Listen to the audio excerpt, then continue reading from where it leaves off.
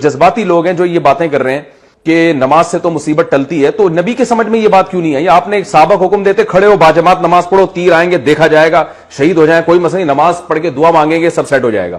او بھائی اسباب یہ کہتے ہیں کہ تیر جب آتا ہے نا، گولی جب آتی ہے تو وہ نمازی اور روزے دار اور بے نمازی میں فرق نہیں کرتی۔ آپ نمازی کے یہاں رکھ کے بندوق چلائیں گے وہ بھی مرے گا، چرسی کے رکھ کے چلائیں گے وہ بھی مرے گا، یہ گراؤنڈ ریئلٹی ہے۔ اسی وجہ سے تو نبی نے حکم دیا کہ جب نماز میں سانپ نظر آئے تو نماز توڑ کے سانپ کو مار دو، یہ صحیح حدیث ہے۔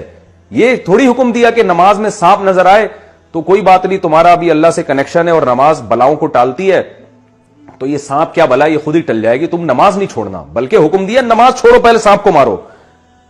کیا مذہب کا بھائی کیا تصور پیش کیا جا رہا ہے؟ یہ جنونی قسم کے جو لوگ ہیں، کیوں مذہب کا بیڑا غرق کر رہے ہو، کیوں لوگوں کو برباد کر رہے ہو مذہب کے نام پہ؟ علم صحیح نہیں ہے تو چپ رہ جاؤ، یہ زیادہ بہتر ہے تمہارے لیے۔ تو یہ نبی صلی اللہ علیہ وسلم کی تعلیمات ہے جو میں آپ کو بتا رہا ہوں۔ اب آپ دیکھیں، آپ صلی اللہ علیہ وسلم نے وہ تمام اسباب اختیار کیے غزوہ خندق میں، جب آپ نے اپنی ذمہ داری پوری کر لی پھر اللہ کی طرف سے معجزے بھی صادر ہونا شروع ہوئے۔ جب صحابہ کرام کو بھوک لگی ہے، بھوک سے بے ہوش ہونے لگے، مرنے لگے، شہادتیں ہونے لگی، یہ حالت ہو گئے صحابہ کے، اب چونکہ ان کے پاس کوئی آپشن نہیں تھا، پھر کیا ہوا ہے کہ ہانڈیوں سے سالن نکلنا شروع ہوا، اور آپ صلی اللہ علیہ وسلم نے حکم دیا کہ بھئی ڈھکن نہیں ہٹانا دیگچے سے، اور صحابیہ کو حکم دیا کہ برتنوں میں سالن ڈالتی رہو اور ڈھکن نہیں ہٹانا۔ اتنا سا شوربہ تھا اور وہ سینکڑوں صحابہ کو کافی ہو گیا۔ اب اللہ کی طرف سے معجزے ہوئے ہیں، اب اللہ کی مدد آئی ہے۔ آپ اپنی ذمہ داری بھائی پوری کرو، چاہے وائرس کے بارے میں ہو، چاہے وہ کورونا وائرس کے بارے میں ہو، چاہے وہ صحت کے بارے میں ہو، چاہے وہ ڈیفنس کے بارے میں ہو، اپنی ذمہ داری آپ نے پوری احتیاطی تدابیر کرنی ہے۔ اس کے بعد پھر اوپر سے اللہ سے دعائیں مانگیں، مدد آئے گی۔ پیڑے کھانے کے بعد آپ دعا مانگو گے، مدد نہیں آتی اللہ تعالیٰ کی، مرواؤ گے آپ لوگوں کو۔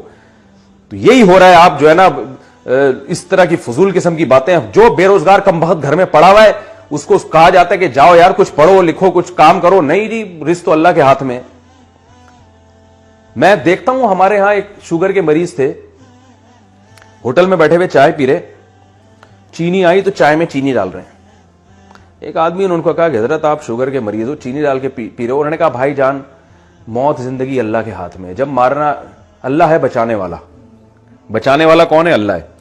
تو میں اس وقت چھوٹا تھا، مجھے شروع سے ہی بے عقلی کی باتیں سمجھ میں نہیں آتی ہیں الحمدللہ، تو میرا دل چاہا کہ میں ان سے بولوں کہ مارنے والا بھی اللہ ہی ہے۔